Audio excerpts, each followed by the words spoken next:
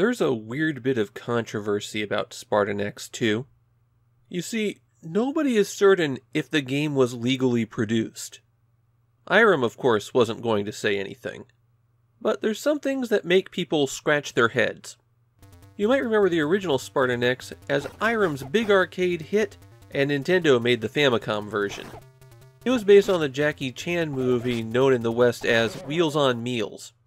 And by based, I mean the characters had the same names, and the game used the Japanese title of the film. Well, Spartan X2 doesn't credit the production company, and the main character is no longer Thomas, he's Johnny Thomas, although you only get the last name if you read the manual. Did Irem have the rights to use the title Spartan X? Or did they just make this and it flew under the radar? The plot of this game has Johnny as a member of maybe the Impossible Mission Task Force. Doesn't really matter. He's a law enforcement officer who travels the world beating up gangs. It's been 6 years since the original Spartan X, and this genuinely feels like a sequel rather than Irem having a game and deciding to slap Spartan X2 on the box. A punches, B kicks, and you have to hit up to jump. And enemies still rush in from the sides, and you still have to knock them out with one blow before they grapple you. But this is more than just a fresh coat of paint on the old game. The enemy variety has been increased a lot. Now you have people who will swing it on ropes, ninjas that will jump out of a pool, guys who will stand in the background and throw boxes at you. And the stage design is a little bit more exciting.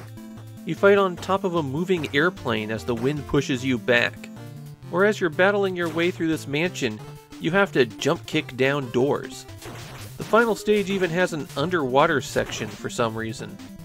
Sometimes you'll be attacked by an extra strong enemy, and when you knock them out, they may drop a health recovery potion. That is the only pickup you'll find in this game. At the end of every level there's a boss, and most of them have patterns that you have to learn, and then you'll need to adapt to them. Of course, the most effective attack usually comes down to jump kick them in the face. But there are a couple interesting bosses, like this wizard who first throws out hoops to ensnare you, and then hits you with other thrown objects. Or this guy who sicks a gorilla on you before attacking you himself. If you manage to defeat a boss, then you get some health back based on the end of level bonus. There is a special move that you can perform. If you press down to crouch and hold it for a few seconds, you'll start flashing. Then if you're still holding down and press punch, you'll perform an uppercut. It looks nice, but the pitiful range makes it kind of worthless. And that's everything you need to know about playing Spartan X2. It's a very basic game. Surprisingly basic for 1991. It's also extremely easy. It took me less than half an hour to beat it. There were two things that gave me trouble in the game. First, the time limit can be pretty tight on some levels. If you're not constantly moving forward, you're going to run out of time. Second, on the final stage, they start dropping a continuous stream of enemies right on top of you. And you'll either get locked into a permanent loop of being grappled to death, or they'll keep landing on you and eventually knock you off the moving platform that you're on. You basically have to jump kick through them to even have a shot. You earn an extra life every 20,000 points, and once you get moving, that's about once a level.